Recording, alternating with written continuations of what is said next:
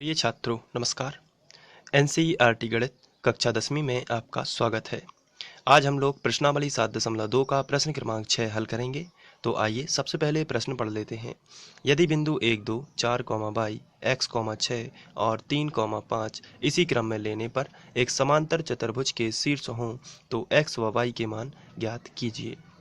तो यहाँ पर हमें 4 बिंदु दिए गए हैं, 1, 2, 3, 4 और इन्हें बिल्कुल इसी क्रम में लेना है और समांतर चतुर्भुज के शीर्ष बताए गए हैं।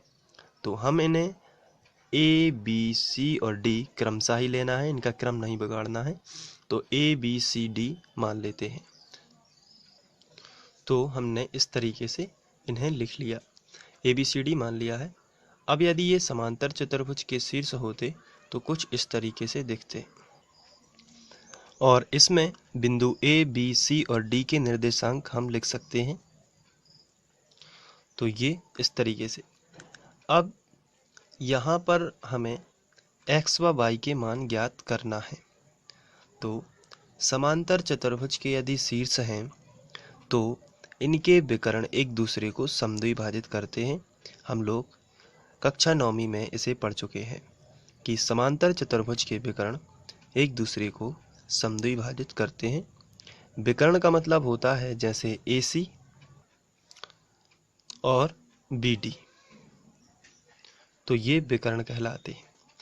अब ये जब समान भागों में विभाजित करेंगे, इसका मतलब यदि AC को BD समान भागों में विभाजित करता है तो जितना हिस्सा इस तरफ होगा उतना ही हिस्सा इस तरफ होगा। यदि हम बीच वाले हिस्से को O मान लेते हैं तो ये दोनों बराबर हैं और ये दोनों भी बराबर होंगे। तो इसका मतलब है कि AC का मध्य बिंदु होगा बिंदु O। तो यहाँ पर ये मध्य बिंदु है और इसी तरीके से DB का मध्य बिंदु भी होगा बिंदु O। ये दोनों मध्य बिंदु आपस में बराबर होंगे। तो अब यदि बात की जाए मध्य बिंदु की, तो यदि दो बिंदु दी गए हैं और बीच का मध्य बिंदु निकालना है तो उसके लिए फॉर्मूला होता है x1 + x2 बटे 2, ये x के निर्देशांक के लिए, और y1 + y2 बटे 2 ये होता है y के निर्देशांक के लिए। तो जब भी हमें मध्य बिंदु दिया हो तो हम विभाजन सूत्र ना लगाकर, यानी ये वाले सूत्र ना लगाकर हम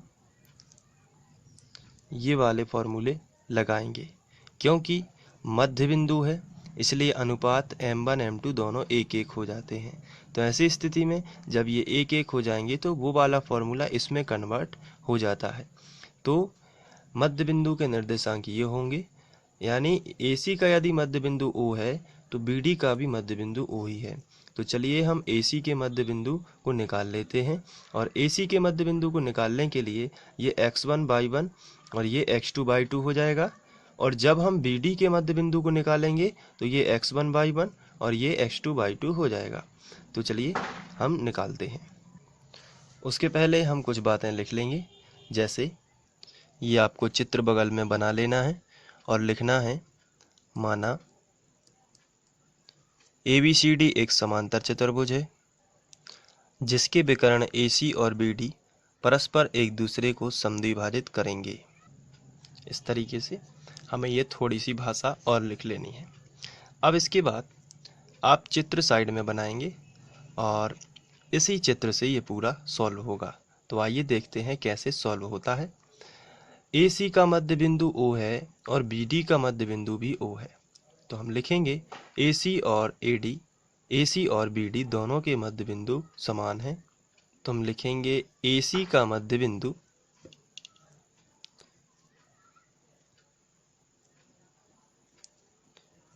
बराबर BD का मध्य बिंदु।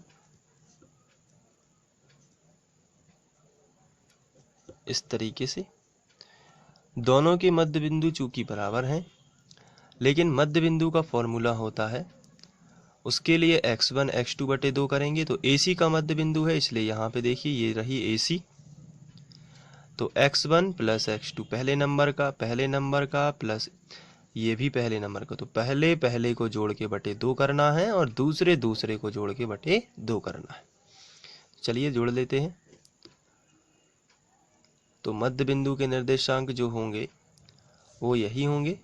तो पहले पहले को जोड़ लेते हैं, तो x प्लस या 1 प्लस एक्स बटे 2, ये पहले और पहले को जोड़ लिया है और बटे 2 कर लिया है। अब दूसरे और दूसरे को जोड़िए, 2 प्लस 6 और इसके बटे भी 2 कर दीजिए, बराबर के नीचे बराबर। बी डी के निकाल लेते हैं, तो इस तरीके से आएगा। ये देखिए, यह है बी डी। पहले और पहले को जोड़िए, बटे 2 कर दीजिए, यानी 3 प्लस 4 बटे 2, 3 प्लस 4 बटे 2, कॉमा लगा दीजिए। और दूसरे को जोड़ना है 5 प्लस बाई बटे 2। ये देखिए, अब हम इसको सॉल्व करते हैं। तो ये x में 1 जुड़ता नहीं है, इसलिए यहीं पे रहेगा, और 6 और 2 हो जाएंगे 8 बटे 2। यहाँ पे देखिए 4 और 3 7 बटे 2, कॉमा ये ज्यों का त्यों रहेगा 5 प्लस बाई बटे 2। अब इसको और सॉल्व कर लेते हैं। x प्लस 1 बटे 2, 2 चौके 8, यहाँ पे आ जाएगा 4, यहाँ पे आएगा 7 बटे 2, ये ज्यों का त्यों, और 5 प्लस बाई बटे 2, ये 2 लिखा है। अब चूंकि हमें x व y के मान निकालना है, तो ये इसके बराबर होगा। x और x का मान एक ही होना चाहिए और y और y का मान एक ही होना चाहिए, क्योंकि भुज बिंदु जो है, यदि चित्र में देखें तो दोनों का मध्य बिंदु तो सेम है, तो इसका तो एक ही निर्देशांक आएगा x y के रूप में।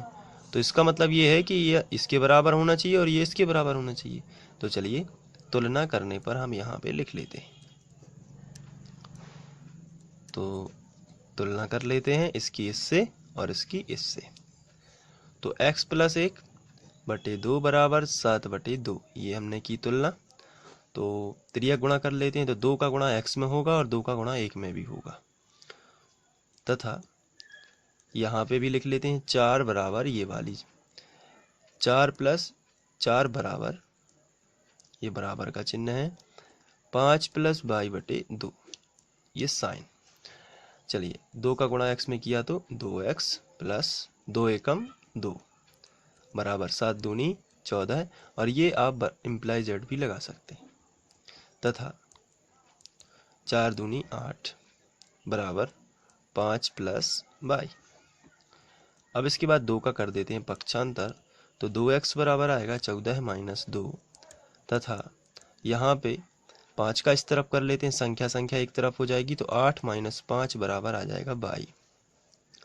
तो 2x बराबर 14 में से 2 चले जाएंगे तो आपको मिलेगा 12, तथा यहाँ पर 8 में से 5 चले जाएंगे तो 3 बराबर 22। तो 2 गुणा वाली संख्या बटे में पहुँचा देते हैं, तो x बराबर 12 बटे 2, तथा y बराबर इसको हम 3 लिख सकते हैं, 3 बराबर y या y बराबर 3, यहाँ पर 2 6 12। तो ये आ जाएगा x बराबर 6 तथा y बराबर 3। तो इस तरीके से x व y के मान प्राप्त हो जाते हैं। आप चाहें तो इसे नोट कर सकते हैं, और इसके लिए आप ऊपर से मैं दिखा देता हूँ। तो यहाँ से आपको नोट करना है और ये चित्र भी बना लेना है, और इस चित्र के माध्यम से हमने सॉल्व किया है, और ये फर्स्ट शॉट हो जाएगा आपका, और ये रहा सेकंड, और इसके बाद ये थर्ड, और ये थोड़ा सा और है। तो आशा करता हूँ कि आप लोगों को ये समझ में आ गया होगा। Thank you.